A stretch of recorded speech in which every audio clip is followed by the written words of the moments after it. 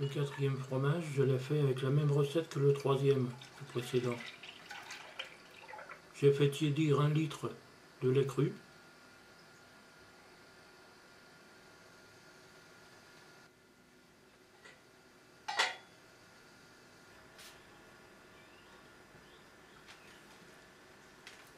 J'y ai ajouté ensuite 3 cuillères à soupe de vinaigre d'alcool. 3 parce que 2 ça ne suffisait jamais pour les précédents. Et sur l'internet c'est toujours 3 cuillères dans les recettes. Du coup maintenant j'en mets 3.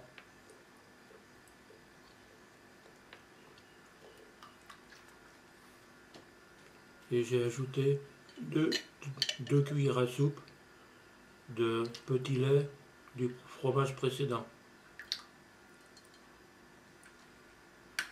C'est bien mélangé ensemble. Et j'ai mis à chauffer. Jusqu'à ce que ça bouge dans la casserole. Jusqu'aux premières bulles. Ensuite j'ai laissé refroidir. Et j'ai filtré.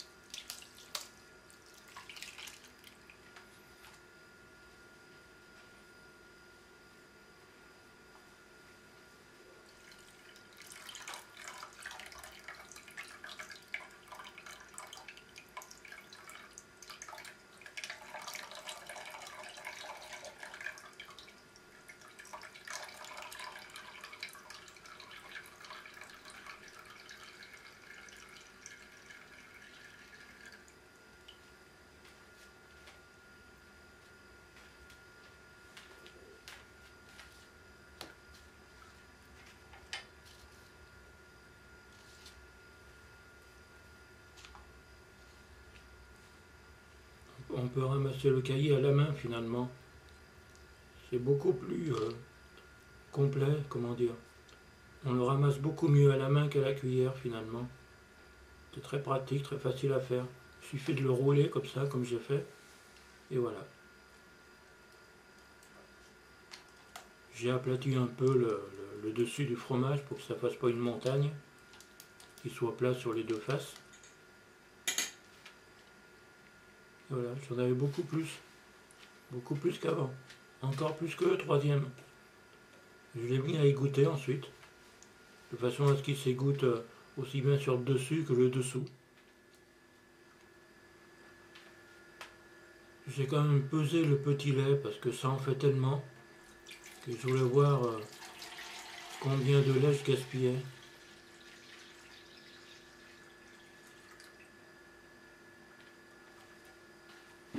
J'en ai eu pour 720 grammes de petit lait, ce qui fait donc 280 grammes de fromage, de caillé. Au bout de 2-3 heures seulement, le fromage a déjà suffisamment séché pour pouvoir le prendre à la main. Alors dès maintenant, je vais l'enduire d'herbes de Provence. Voilà. Pour lui donner un bon goût. Je vais même en mettre sur les côtés. Mais oui, pourquoi pas.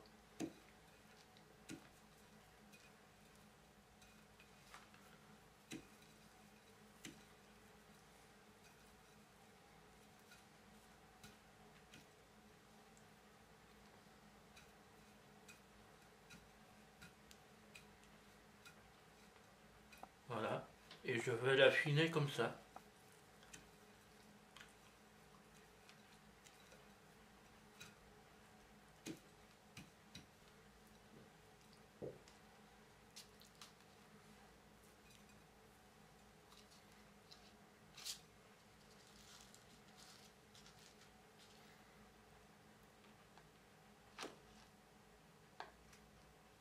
Voilà.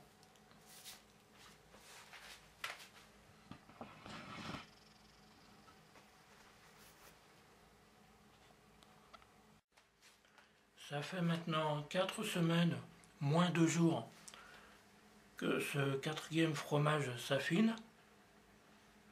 Vous voyez, il a une petite tache grise d'un côté, une grosse tache grise de l'autre couverte de blanc. Allez, il est très ferme. On va le goûter. Les herbes se sont bien incrustées quand même. Peu d'herbes se détachent. Allez. Il a l'air très ferme. Il a l'air bon comme ça, hein?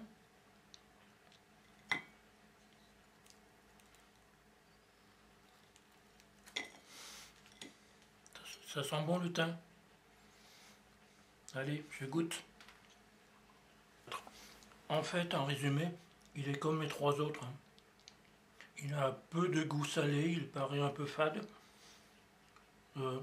Pour ce quatrième fromage, le thym ne me semble pas avoir donné beaucoup de goût spécialement. Le cœur est bien tendre.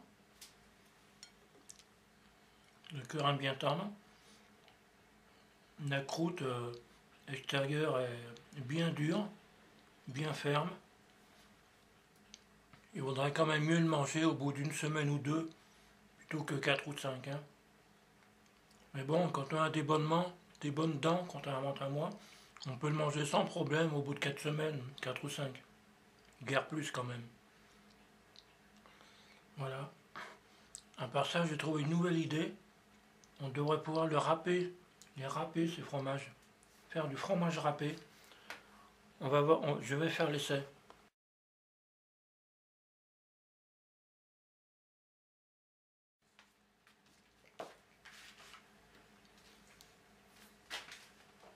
On va prendre le deuxième, le troisième et le quatrième.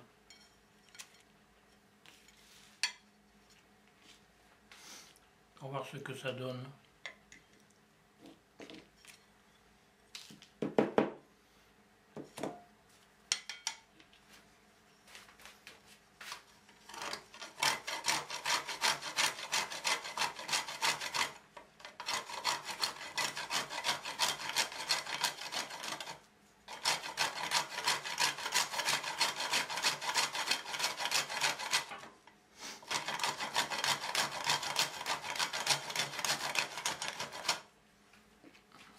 Allez, premier essai avec le fromage numéro 2. Ça a l'air très bon ça.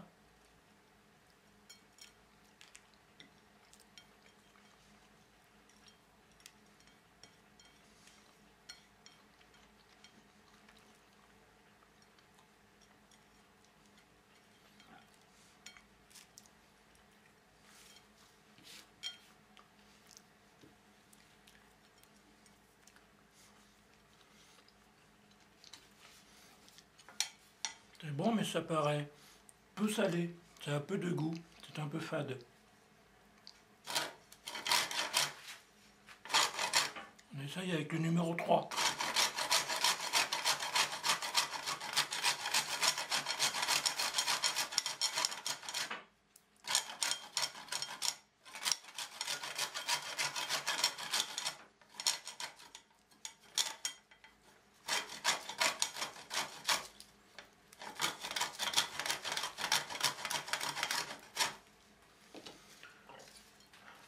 Ils sont sacrément durs à râper quand même.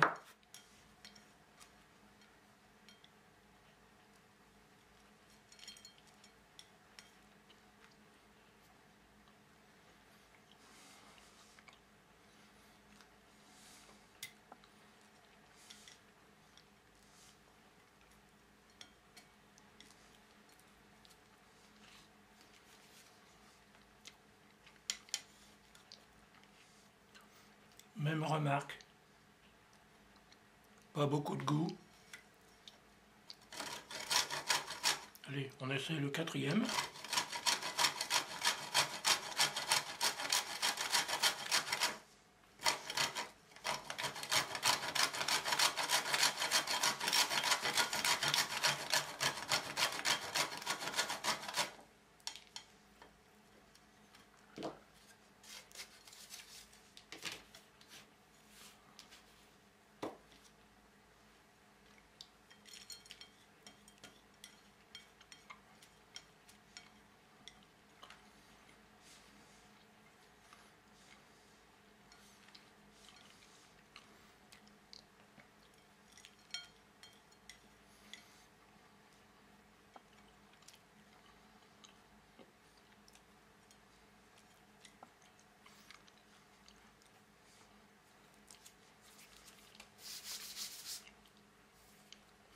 Il a plus un goût de thym, celui-ci.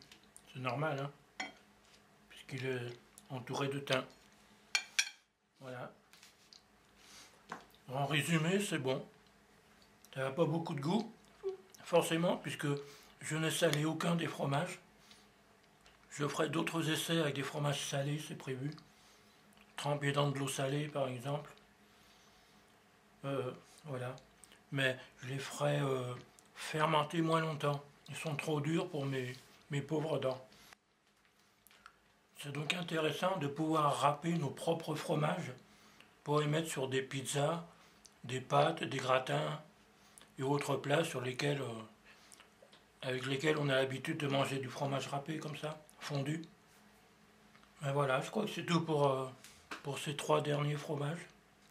Allez, à la prochaine fois si on a encore le temps.